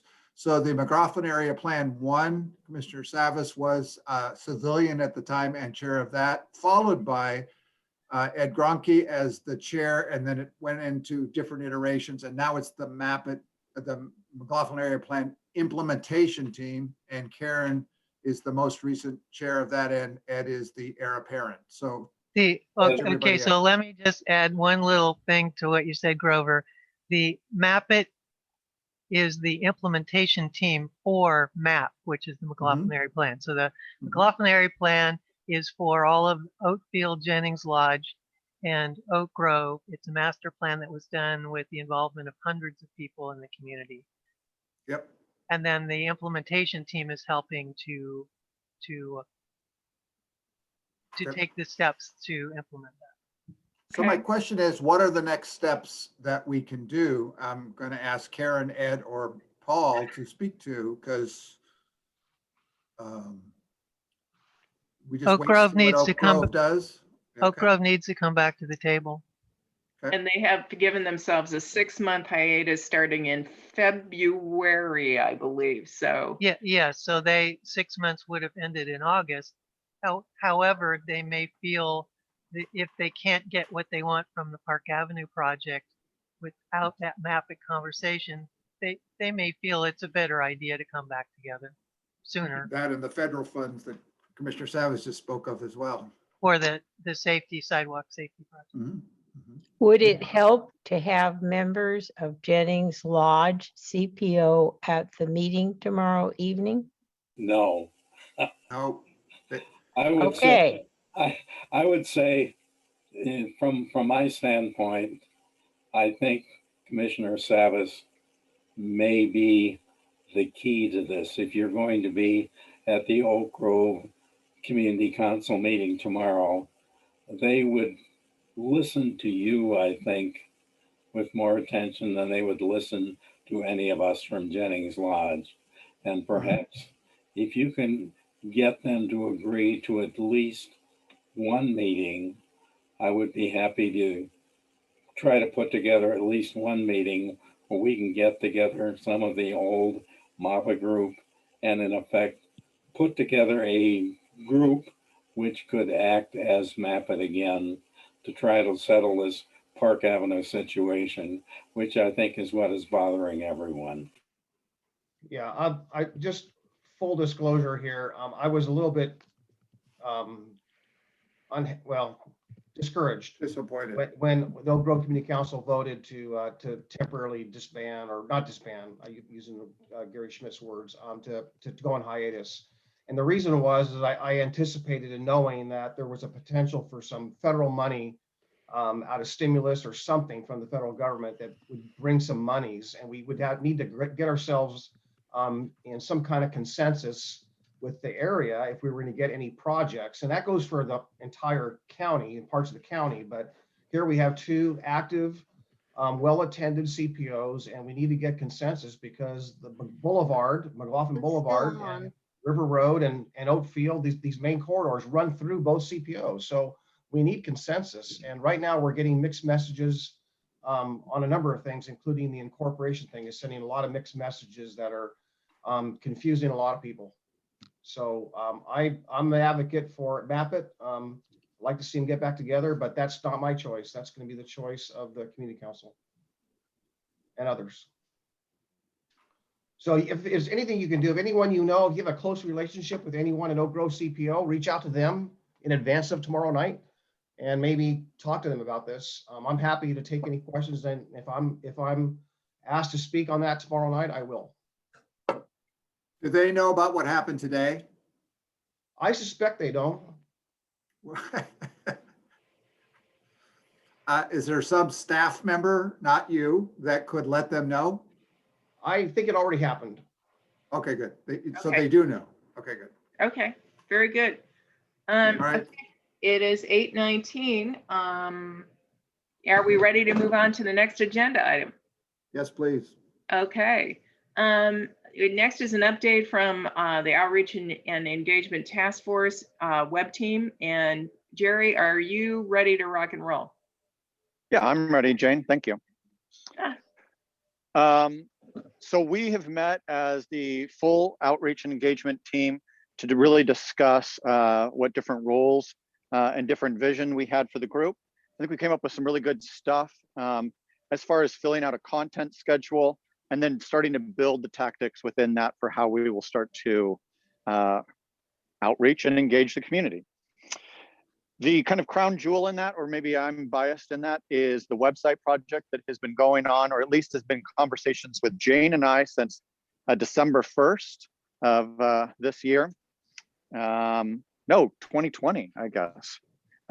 So last year. And I know has been discussed with this board for 5 to 6 years before this, is in a little bit of a holding pattern. I wouldn't say that we're Oak Lodge group yet level, but we are definitely in a holding pattern. We have lost a key member of our team who was helping write content and kind of strategize the direction of the group. And I think that it would be easy to say that we have a lack of a pause in enthusiasm right now with the other team members to see where that group is going to go. The website progress itself was clicking along pretty well. Andrew created a content map for the entire site, really, that kind of guided his writing moving forward. And we presented some high-level directions to the board, as well as I think a homepage written out as well.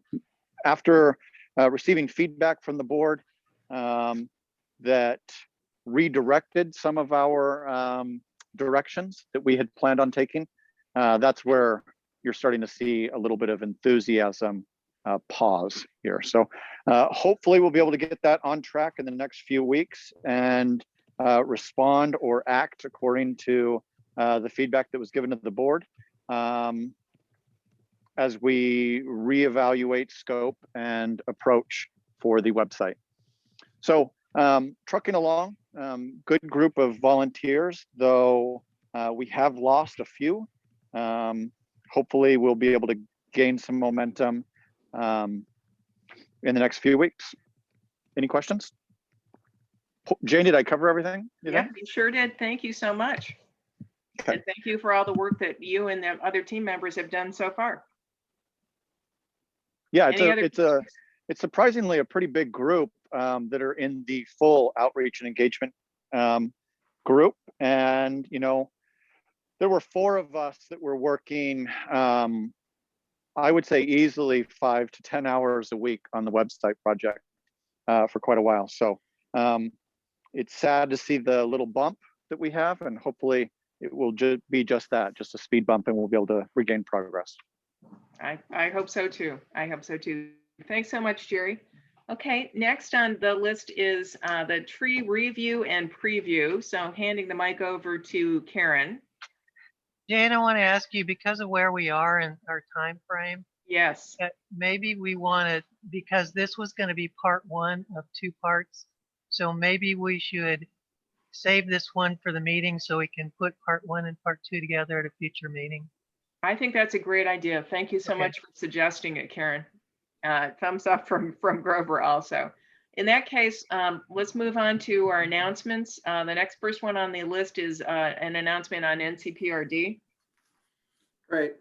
So I'd like to do that one. So some of you do and some of you don't know that we lost the Jennings Lodge campgrounds a few years ago, and several people on this call have spent hundreds and hundreds of hours attempting to salvage what we could out of that. And then we decided to take on the North Clackamas Parks and Recreation structure because we didn't have sufficient representation. In the last 30 years, our unincorporated area has spent $100 million into NCPRD, and we had 3 to 4 representatives out of 9 and got voted down regularly. So now, with the work that a number of us have put in place, starting this Thursday, that's two nights from tonight, will be an opportunity for the 4 equal size sub areas of North Clackamas Parks that are unincorporated.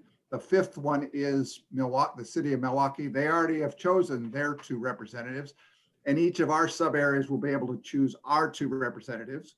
And we have candidates for all 4 sub areas. And we'll have a brief overview Thursday night.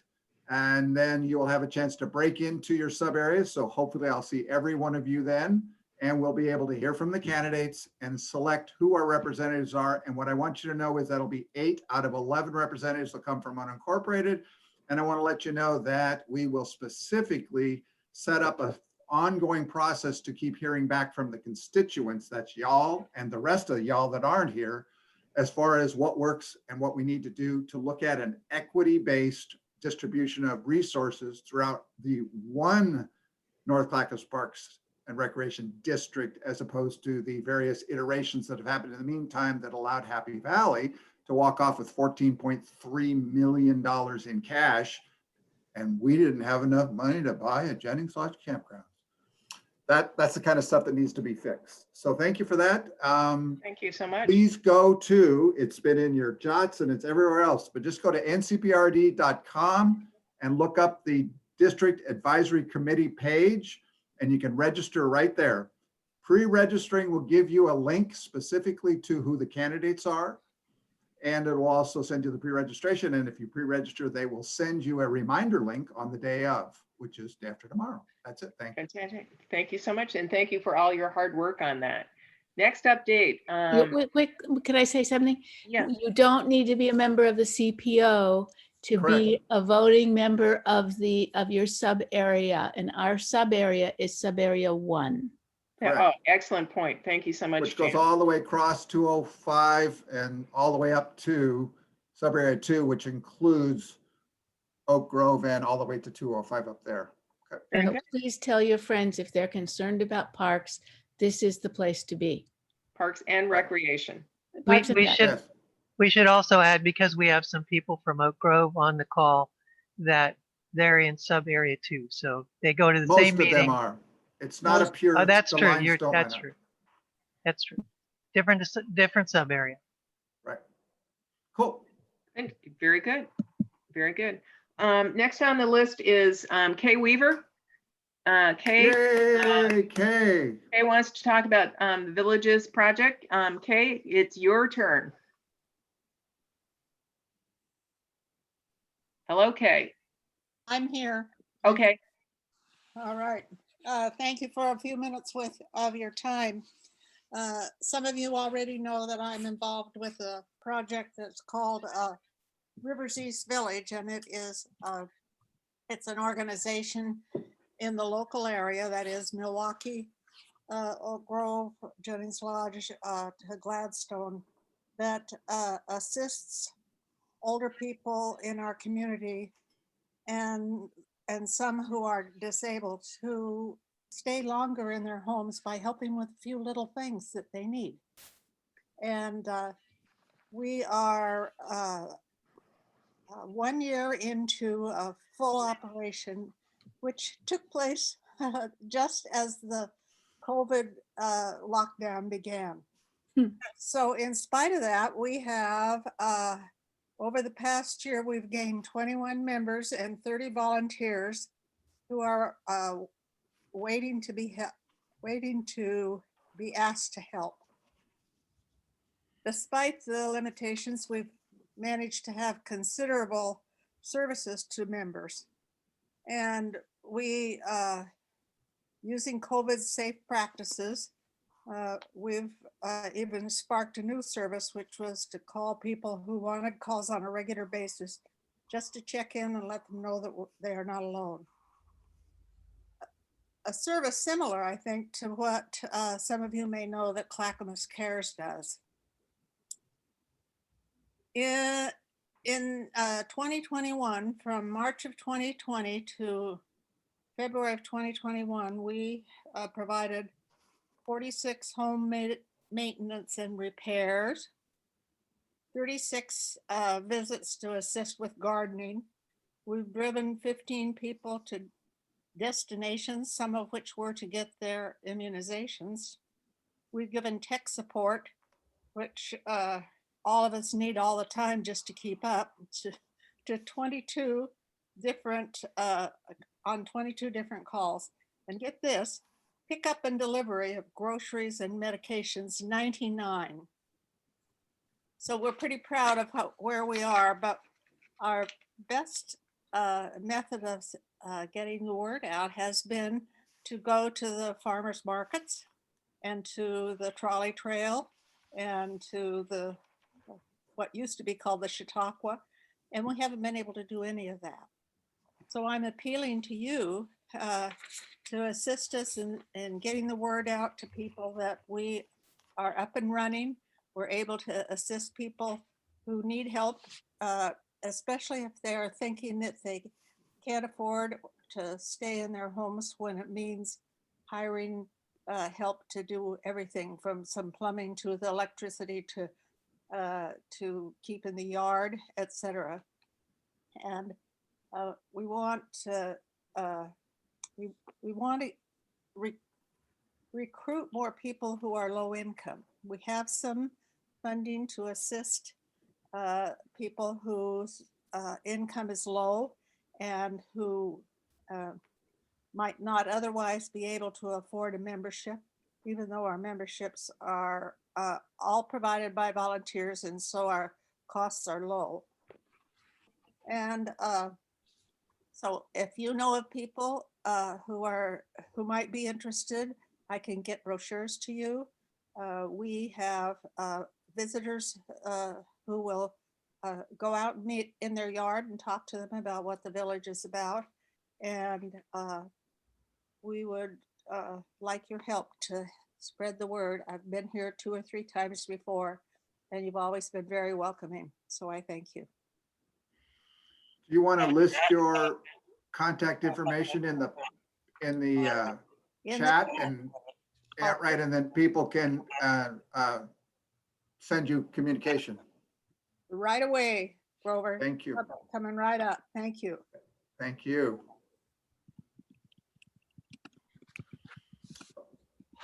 Well, thank you very much for Kay. I've really enjoyed and miss the, we used to have regular coffees on a monthly basis. It's an interesting thing that among the people who are members, many signed up because they needed help around the house.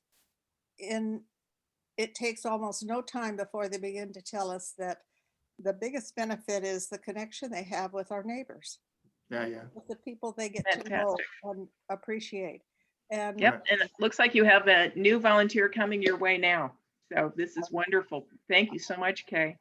I understand we have one more announcement, Virginia.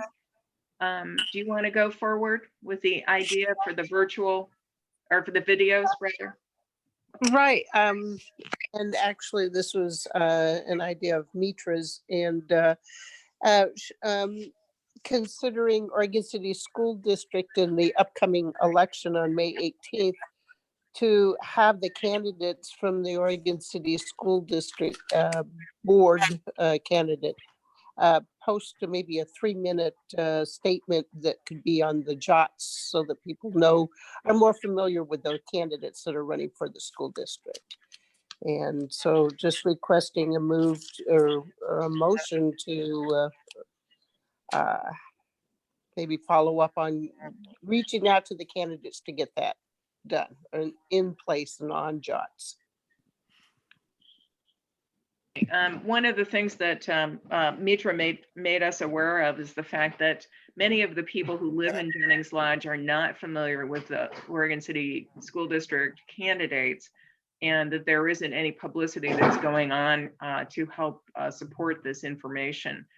We understand that in the Oak Lodge area that there is a whole video library of programs from the candidates that's distributed through, I think it's either Rosevilla, Prison at Rosevilla, or Willamette View, I can't remember which, but they didn't have one single candidate from Oregon City School for obvious reasons.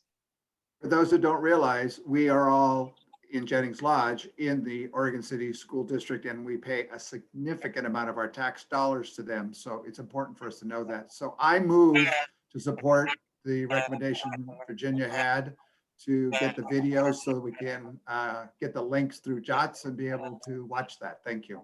Great. Do we have a second? Anyone second? Lynn I'll Newman second it. seconds. Virginia seconding it. Okay, I think we have a poll for that, Jan. We do, okay. And I think it's the last thing on the agenda at 8:35 p.m. We Well, have one no, more there's one thing, item Jane. that we've One more deferred, thing? remember? Yes, it's the thing we deferred. Oh, yes. Oh, that thing. Yeah, yeah. Yes, thank Okay. you. Coming up, What's it called? Just a moment, I'm sorry.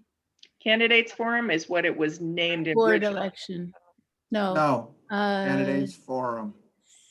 It's not called. Can we don't just have a show of hands? Yeah, couldn't we do that? And there's a question from Jerry, and that's the next, or Gary, it's the next item that you just asked. We're getting this, and then we'll be ready to go to that. Okay, Gary? There was a chat message. You got it, Jan? Board elections, yes. No, So I didn't see. Hands up, candidates. hands up for the Candidates. candidates forum. Yeah, let's just do hands up. Okay, good. It's at Carrie's. That's plenty. 12. We have enough voting members. We don't have to 13. do other than pass it. 13, 14, 15, yes. Thank you. Okay. Okay, Karen, you're up. All right, so the item that we deferred from the earlier in the agenda was the item on the board nominations and elections. As you heard us or Jane say at the February meeting, besides the slate, we're required to ask if there are any nominees from the floor, any nominations. So are there any nominations from the floor for the chairperson position, the treasurer position, or any number of at-large board members? Not seeing any hands raised, I will make the assumption. Oh, Jerry? Yeah, I would be interested in at large. Okay, at large, writing that down. Yep. Got it. Any others? Noting that, okay. So there have been some changes to the slate of nominees that were announced for board positions in February. So I want to make you aware of that. First of all, Jane Morrison said she needs to bow out of another term as chairperson of the Jennings-led CPO. She is willing to remain as chairperson until the June meeting and help out with recruitment for that position. And I just want to say that I know, because I was the chair of the CPO for 4 years, that being the CPO chair brings stresses and challenges, and that volunteer time and what you do with it needs to be weighed with all the other things in a person's life. And Jane has put in a lot of time into the CPO in the last 2 years, more than I think we may even realize. And she has demonstrated new possibilities for the role a CPO can play with both residents and businesses in a community. There are actually a lot of firsts for the CPO that are directly attributable to Jane and her efforts. So whatever happens next, she's had a big influence. And Jane, thank you for all the ways, large and small, that you have helped the Jennings-led CPO.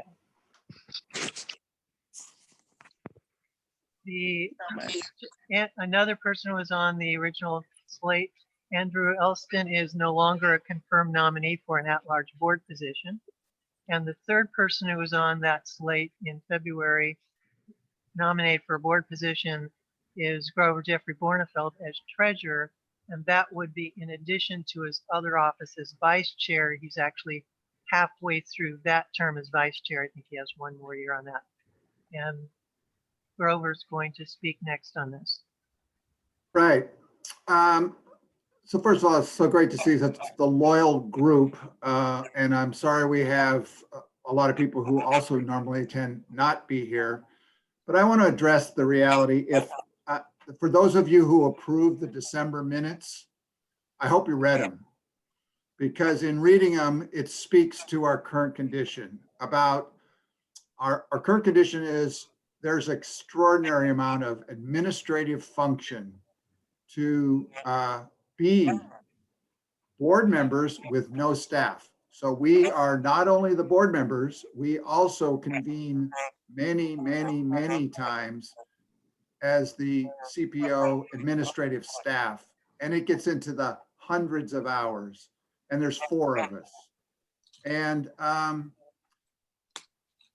it's not viable. And if you reread the December minutes, you'll get a perspective on how long, how many hours that we've done to do the things we have done. So, so for those of you who don't know, I'm also on the library board, the new library board, the district advisory board. I am a candidate for the Parks Advisory Committee. And I don't know, some other stuff, but and also the Concord Task Force, etc. So I take a big part of my community, but there's just not enough team here. The 4 people here have done extraordinary amount of work. And I look at Edna, how much work he's done, and look at Linda, how much work she did as part of other projects. It's just not enough. So to have me hold 2 board positions on our board to keep our board within parameters, I have questions. So I'm glad we jumped back to, it was my idea to jump back to only meeting every other month, but it hasn't slowed down the workload. So we need to have a serious conversation about whether the function of a CPO, which by the way, from the county's perspective and the state's perspective, is land use. Beyond that, there's no requirement for us to have any other duties. Our CPO bylaws gave us lots of other things that we could look at and consider and so on and so forth. But on our structure to have everything we do be a public meeting or not, and the lack of quorum issues and so on and so forth, I question whether we can keep going like we are. So I don't know that it would help for me to run to be, I'm fine. I've actually enjoyed being treasurer. I don't know that I want to consider being vice chair. The point is, I don't think with the 3 people that we have, even if Jerry steps right up, that still only has with 4, and we don't have a chair. So I'd like to postpone having an election. I'd like us to consider reconvening in some other format to look at what's in the best interest for our CPO and or more importantly, our community. Because our CPO is not the only function. We have parks representation, we have library representation, we've got anyway, both Concord is both library and park. So I don't want to go on and on and on, but I'd like to hear from some other folks about, and I'm not asking anybody else to step up. I look at Lisa Bentley. I know how much work she has put into the stuff to save Jennings Lodge campgrounds and our history. I look at Linda and all the work that she's done for Map It. I look at Ed with all the work he's done for Map It. Is Commissioner Savas still on? Okay, he's gone. So, you know, and I'm not leaving Virginia out because she still is on the board. And Karen, I'm not leaving her out because she's still on the board. It's just, we need to look at a different way. Go ahead. Whoever, you have a hand up, Jerry. Go ahead, Jerry. Yeah, I appreciate the passion that is apparent, Grover.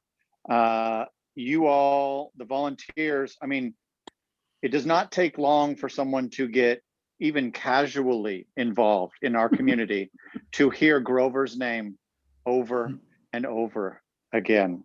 You know, I think that's consistent across the board. I mean, we literally went through this long thing with Map It about how Karen was the chair and now Ed is the chair and we're not sure about this. And I mean, it's just it's a cake walk. We keep on changing out these seats.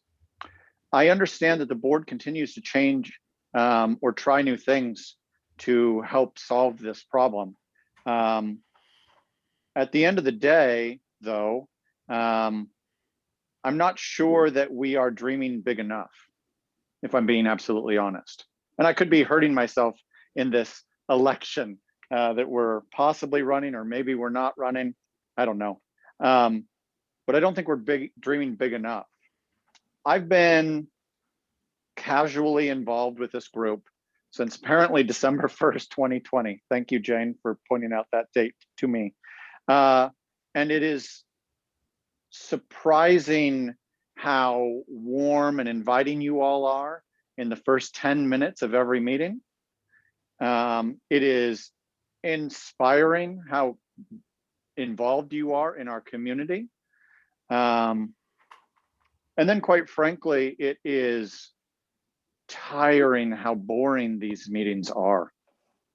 right? And we went on a very long tirade about that on the outreach and engagement meeting task force, where long-term members echoed the same sentiment. I do not believe that community planning is enough to hold an attentive group of people to be active enough. And maybe in that way, I agree with you, Grover, that things have to change. But I don't think continuing to withdraw is the answer. I think this group will continue to fade in activity and involvement if we shrink.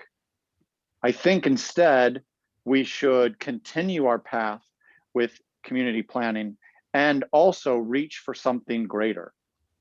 This area, I mean, I think that we're starting to see this. I think it's the Oak Lodge Governing Council or whatever, that new group that came out, and now they're like talking about governance. That's an interesting group because they have energy and they have passion and they have a very specific purpose. And it's not community planning. Yes, it is. Oh, someone just said, yes, it is. So maybe I'm Sorry. talking about a different group. But I'm sorry. this- I didn't you're realize. I fine, wasn't Jan. muted. You're fine, Jan. Honesty is always important.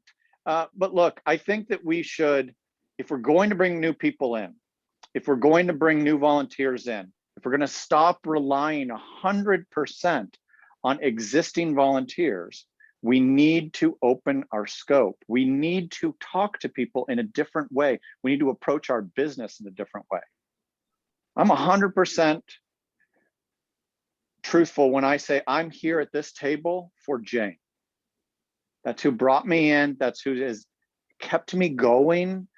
That's who has continued to raise the bar for me. And it is sad to hear that she is refocusing things.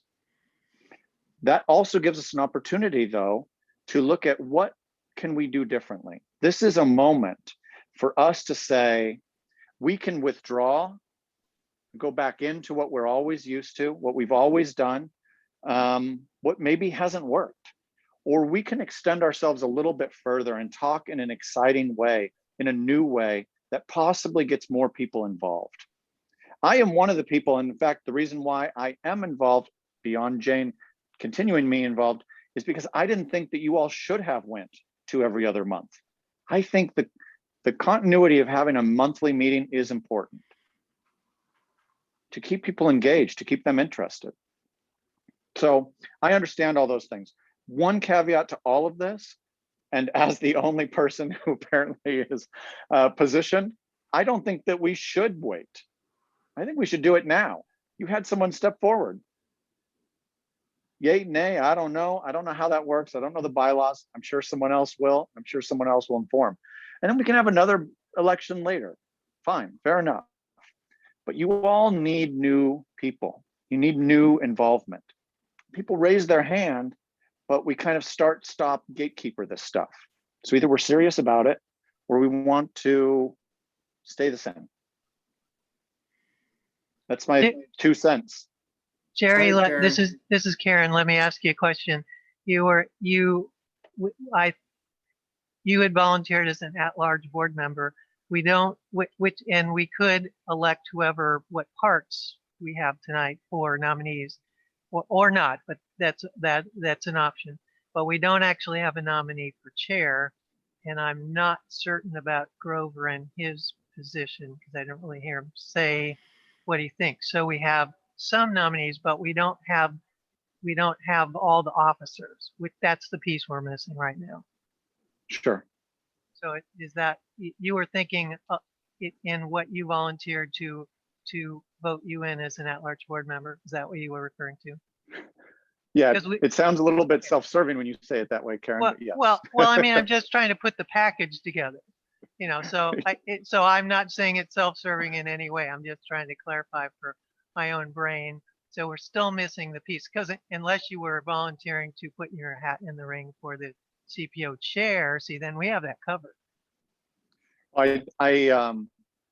A, no, because I am Okay. ill prepared and I don't know what the scope of that would be. And B, I don't know that the group is fully ready for that yet either. So Grover, just you at were, large. oh, okay, thanks. Grover, you were, your Well, head we was can't go, moving. we are not a legitimately configured organization if we don't have a chair. So I appreciate, is it Gary or Jerry? I've heard both. Which do you prefer? It's Gary. Don't read it. Just run right through it. Okay, Gary. So Gary is volunteering to throw his hat in the ring to be an at-large board member. We are still then not a legitimately configured board. And so I don't see how we can go forward. We're supposed to have three board officers. That's chair, vice chair, and treasurer. Right now, I am the vice chair and the treasurer. Right, and just so people know, we are required by the rules to have 4 officers and we must have a chair. And as I think Karen relayed, that I had said I would be willing to serve as the chair until the June meeting, which means that we could all work like crazy between now and then to see if there is someone who is eligible to be an officer, to be on the board. In other words, a voting member who would be willing to take that position. And it's also possible to have a co-chair. So that's another option that people might want to consider. Are you saying you would consider serving with a co-chair? No, I'm saying that I will serve as the chair and be on the board only through the June meeting. I'm not, an option for me is not to be back on the board. Does that answer your question, Lisa? Yes. Okay, okay. I think I heard from both Grover and Jane do something, buy time, have some more discussion. And Jane was saying by serving through June that she was giving the CPO time to find that chair candidate to kind of complete the set. And I sort of think Grover was saying something similar, except for I think Grover was saying that there should be some sort of a meeting that doesn't have to happen as part of the public setup. Grover, you want to say that? Because you were saying have another meeting, don't do anything now, but you wanted a certain kind of meeting. Well, the thing that I've been looking at for a long time, and back when Jane became chair and Karen stepped away from being chair, I advocated that we look at a different structure altogether, because the requirements that the county has on us for the limited amount of support and the limited amount of influence that we have as a CPO exceed the investment that it requires. We get $150 from them if we spend $150. And other than that, we have to have the minutes into them, and we have to have all the public meeting law and so on and so forth. And the only thing that they really care that we do is meet twice a year, and that we speak up when we choose to meet their requirements for land use. Other than that, they don't care. It's not that they don't care. That meets the requirement that they've checked the box, they met the state requirements. So I don't think the CPO structure is the structure that's going to do what you spoke of, Gary. I don't think the CPO structure with its constraints about public meetings. See, our board cannot make a single decision, none. That's why we meet as an administrative board. I mean, as administrative planning team, because we're not a board. We have no authority. It's only when the membership votes. Is there any in our current structure to have anything be able to be done? I'm more interested in, and that's why I'm on parks, that's why I'm on library, and I'm very interested in our long-term stuff and tree canopy. That was something that I clearly, not me only, but I clearly want in there. I've just watched, in the 30 years I lived here, I've watched a lot of tree canopy disappear, and there's nothing that the county has done to change that. It'll keep happening. So I'm looking at a different structure. I know that we were to lose the library. A group of us formed the Oak Lodge Community Library Advocates. We had no authority. You know what? We got the job done. We saved our library and we got it built into going into the Concord school system, and it's going to be paid for by the county. That was a group of citizens who got their act together and lobbied the community and lobbied the county, and we got it done. This idea that we have to stay within our CPO structure, look at other places. Stafford as an example. They don't, their CPO only meets for land use. And then what they do for the rest of the time, they do a hamlet. But other places don't even do that.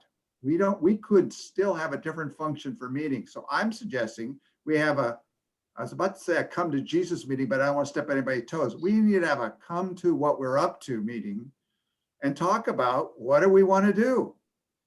I second the motion, Grover. I move, I'm assuming you're making a motion, that we have a meeting next month, same time, same day, a come to Jesus meeting to figure out what we want to do. And it won't be the Jennings Lodge CPO. These are residents of the Jennings Lodge area. Anybody that wants to come. Exactly. You've got a hand And we up will from even Ed. let people know about it, but it's not going to meet public meeting rules because it's not going to be a meeting of the CPO. Ed has his And the only way we can really do that is I am an officer. Karen and Virginia's an officer, and Jane's still an officer. So we have to be careful that we're not, what are the rules within the county to have a meeting that doesn't violate our, so if I resign as vice chair, then we no longer have a legal structure until somebody else steps in there. We've got a whole year until if we run out of gas, because you have to have 2 meetings in a year. And I think it'd be just as well that I resign as vice chair. And then I'm not going to be part of making the quorum. And Jane could do the same, and she won't be part of making the quorum. And so we could meet without having any quorum problems. So I'm not stuck on doing that, but go ahead, Jan, you're trying to talk. You've got Ed's got a comment. Yes, sir, Ed. Well, it's been interesting listening to you go on. I don't disagree with what you're saying, Grover. I've had these same challenges and the same what I saw as the drawbacks of the CPO over the last couple of years. I think that we're trying to exist in a box the county put us in, which is not realistic. And I don't see any problem with having a meeting next month. You simply don't advertise it as a Jennings Lodge CPO meeting. You simply advertise it as a group of people getting together. I can schedule a meeting next week in my own name. I don't have to ask the county's permission, and you don't have to ask the county's permission. The reason I originally put my hand up was to remind you what Paul Savas said tonight. The one comment he made that really caught my attention was money. What Mappin has struggled with ever since we came into existence some 6 or 7 years ago was the fact that we were tasked with working with the county to bring into existence the recommendations that were reached under map 1 and map 2, but those were put together with the expectation of something called urban renewal. And John Ludlow was good enough to make sure that urban renewal was killed as soon as he took office. And so suddenly our source of financing disappeared. And I remember being told by Ludlow a number of times when he was chair, show me the money, Ed, and we'll do what you want to do. And until you show me the money, we're not going to do a damn thing. And so we had to work our way around, figure out ways of getting things done without costing the county any money. Now, if what Paul says has any meaning, there may be some federal funds available or some funding available to do some of the things that MAPIT has been trying to do for the last 6 or 7 years. But that means MAPIT has to exist. If MAPIT has to exist, that means that the Jennings Lot CPO has to continue in some form, and the Oak Grove CPO has to continue in some form. Otherwise, we'll have to go to the county and try to organize from scratch. We could do that, and I'm not afraid of doing that, but that means we would have to recruit our volunteers all over again and convince the county that the members we have of MAPIT actually represent the segments of the county as well as the business community. This is going to take some time. I'd rather save that time and have us work together as MAPIT sometime in the next 45 days. But for this to happen, the community council has to agree to at least come to 1 or 2 MAPIT meetings to allow us to reorganize. And that means that this CPO has to continue to exist for that period of time. What I would suggest is you have your Come to Jesus meeting next month. Decide what you want to do. Let the CPO go on the way it is for the time being until we get this whole situation involving Park Avenue settled. And my hand is up when you're all ready. Oh, Karen. Thank you, Ed. Go ahead, Karen. I didn't see your hand there. I don't get to raise my hand because I'm a co-host. They give me no hand. What can I do? Something that, because as many of you know, I'm the moderator and coordinator for the CPO Summit, which is all the CPOs working together. So looking at what a couple of other CPOs have done is they've created a second organization. And the second organization, in at least one case, it's a 501c3. And in another, it's a neighborhood group. And that group actually takes on the bigger picture stuff, some of the stuff I think that Gary was talking about, that much bigger look at building the community relationships with each other, having all of those things that serve a community identity. And then the CPO that kind of specializes in the things that it has to for the purposes of the county. And then those two organizations actually work together. And then in the 2 instances where it's happening, they're doing it different ways.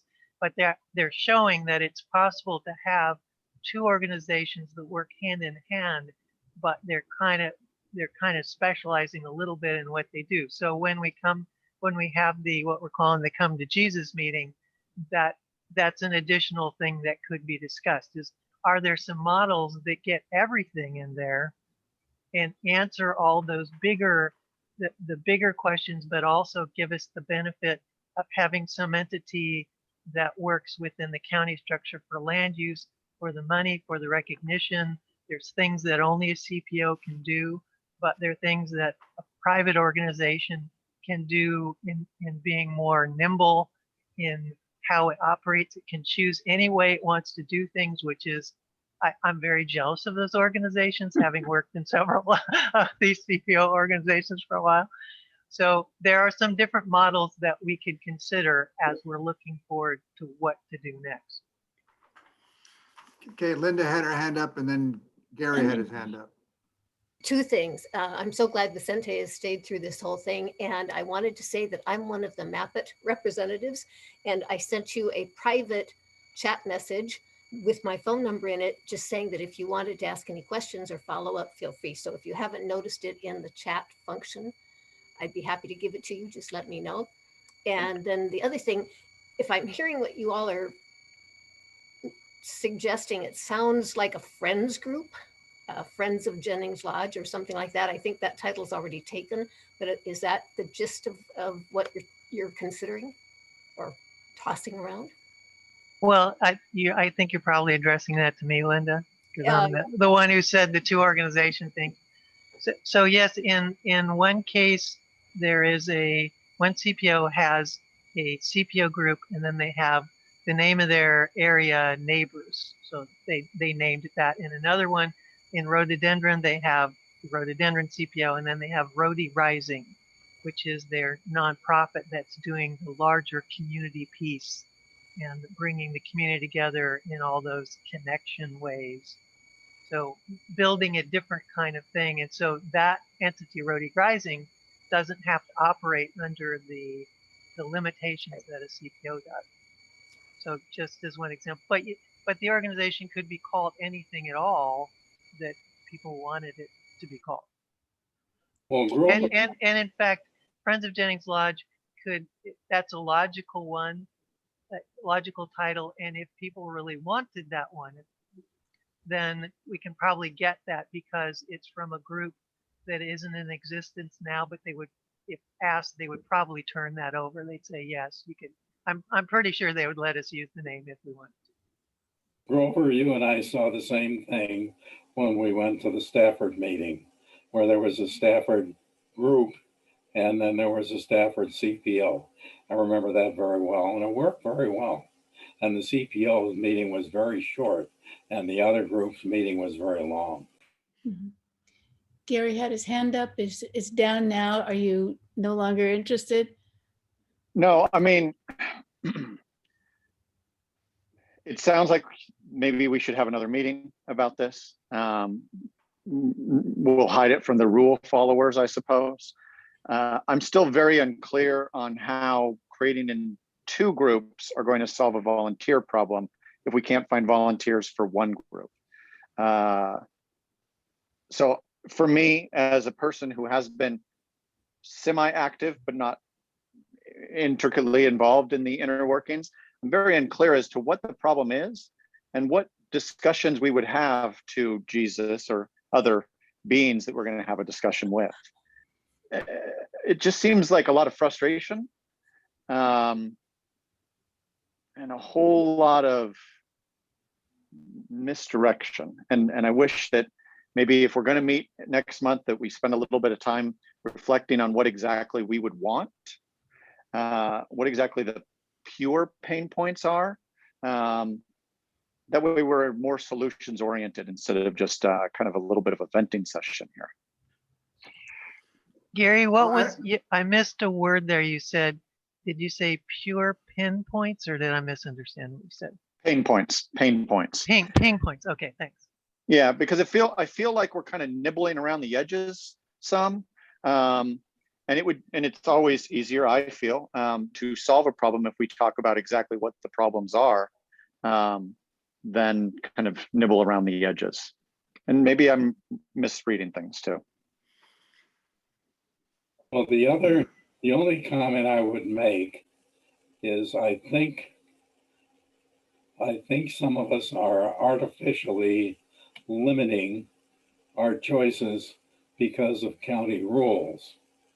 And I suggested to simply meet as a group next month without county rules, without having to worry about your notice limitations. So that we're not sponsored by the county next month. We're just meeting on our own. And the county cannot tell us what to do. They cannot tell us what to talk about.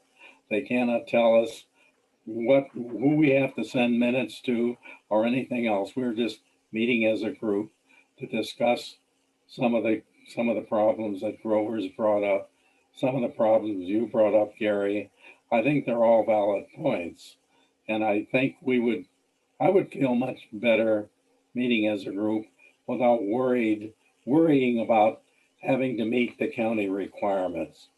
I think the biggest question will be, do any of us have a Zoom account that could hold a meeting for more than 40 minutes? Sure. Yeah, we got several of them. This doesn't have to go through the county at all. This isn't through the county now, but yes, I want to address, thank you, Ed, that was excellent. Gary, I want to address, early on, one of the things you talked about was bigger scope, bigger vision, and that is exactly where I live. So all this other stuff is trying to get people to come along through the rules and the whatever. And so, like I said, we had a group that met on a regular basis for 2 years, and we changed the way the county works. We got them to fund it and everything else, focused on what we were focused on. Lisa was part of that group, Ed's part of that group. I'm trying to look around whoever else, but anyway, we had a lot of people. And it's meeting for the intention of looking at that topic or that, and for me, it's the future of Jennings Lodge. One of the things that I loved watching the Ken Burns special about Ken Burns and where he lives and so on and so forth. He lives in, was it Walport? New Hampshire. Maine or wherever it is, somewhere back there. And he talks about he's lived there for 40 years and how much that community has thrived because they looked at taking care of their community. The fact that he's Ken Burns and does all the Ken Burns does is great, but he's been very active. They go meet down at the pub, they talk, that's what I want. And what I want to look at is, I'm not interested in, by the way, I heard what you said, where the Oak Lodge governance project, they're providing information for everyone between Milwaukee and Gladstone to choose to know more about what they can and can't do.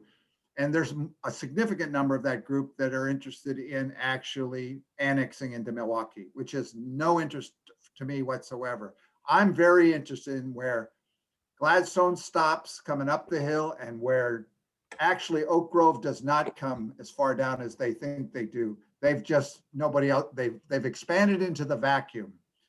And so I'm interested in this community, about a mile in every direction from where I live until they hit other boundaries. And I want that to be why I moved here 30 years ago. I wanted to be able to have people working together to ensure that. And tree canopy is one of those big things that we've gotten nowhere with all the rules and procedures we've worked in. So maybe we'll end up incorporating or not, but we certainly will make a different voice in the world than through our CPO structure. Because you look at the number of things we've put in, hardly anything. I don't want to go on and on and on. So, but it is the bigger vision, and that's where I want to speak to. Yes, Jan.